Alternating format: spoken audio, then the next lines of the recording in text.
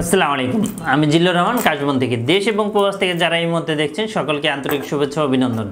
আশা করি সবাই ভালো আছেন এবং সুস্থ আছেন। আপনারা জানেন যে আমাদের এই চ্যানেলে ইউএসএ, কানাডা, ইউকে বিভিন্ন ওয়ার্ক পারমিট, স্টুডেন্ট ইত্যাদি বিষয় নিয়ে মূলত আলোচনা করে থাকি আমরা। যে টপিকসটি ইন্টারেস্ট, দয়া করে সেই রিলেটেড ভিডিওগুলো দেখে আসবেন। অ্যাট দ্য সেম টাইমে আপনাদের যদি কোনো ছোটোখাটো কোনো কোয়েশ্চেন থাকে অবশ্যই আপনি আমাদেরকে কমেন্ট করে জানিয়ে দেন। এছাড়া অ্যাট দ্য সেম টাইমে আপনি আমাদেরকে ইমেল করতে পারেন অথবা আমাদের ফেসবুকে যুক্ত হতে পারেন। আসলে আজকে মূলত আলোচনা করব নেদারল্যান্ডের ভিসা নিয়ে। আমার হাতে দেখতে পাচ্ছেন বেশ কয়েকটা ফাইল রয়েছে এবং ভিসার ইস্যুটা কেমন সেটার সম্বন্ধে মূলত আজকে জানাবো। আসলে অনেকে আমাকে কমেন্ট করেন, অনেকে আমাকে কল দেন যে আসলে সেনজিং ভিসা সবচাইতে কোন দেশের সবচাইতে বেশি ভিসাগুলো হচ্ছে, এটাই আপনারা জানতে চান। তো আজকে এই মূলত সেটা জানাবো।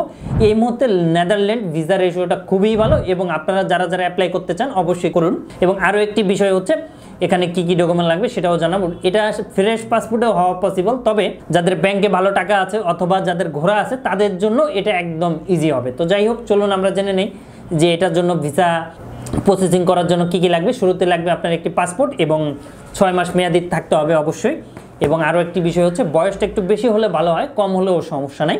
এবং আপনারা যারা করতে চাচ্ছেন অবশ্যই আমাদের কাশবনের মাধ্যমে করাতে পারবেন। অ্যাট দ্য সেম টাইমে আমরা ইনভাইটেশন এনেও আপনার ভিসাটা করে দিতে পারবো।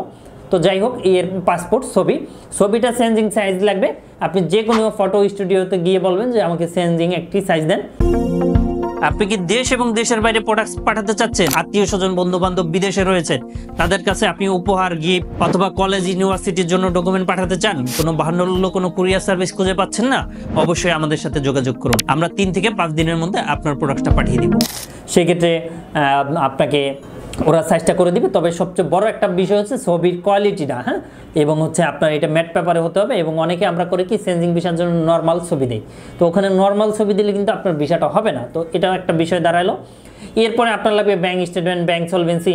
এরপর আপনি লাগবে যে আপনি জব হোল্ডার হলে এনওসি লাগবে, অথবা বিজনেস হলে ট্রেড লাইসেন্স, টিন, হ্যাঁ, এগুলো মূলত লাগবে। এর পরবর্তীতে হচ্ছে ফাইন্যান্সিয়াল ডকুমেন্ট, অর্থাৎ আমার জায়গা জমি অথবা আপনার ব্যাংকে সঞ্চয়পত্র বলেন অথবা এফডি বলেন অথবা ডিপিএস বলেন, এই ডকুমেন্টগুলো দিলে সবচেয়ে বেটার। এইগুলাই মূলত লাগবে। এবং ওল্ড যদি আপনার যাওয়া থাকে 2-1টা দেশ, তবে সবচেয়ে বেটার। এর বাইরেও এটা আপনি কিভাবে জমা দিবেন, এটা VFSA জমা নেয়। এটা মূলত ডেল্টা টাওয়ারে ছিল আগে। এটা নতুন ঠিকানাটা আপনি আমাদেরকে ডেসক্রিপশনে লিঙ্ক থাকবে, এখান থেকে জেনে নিতে পারবেন।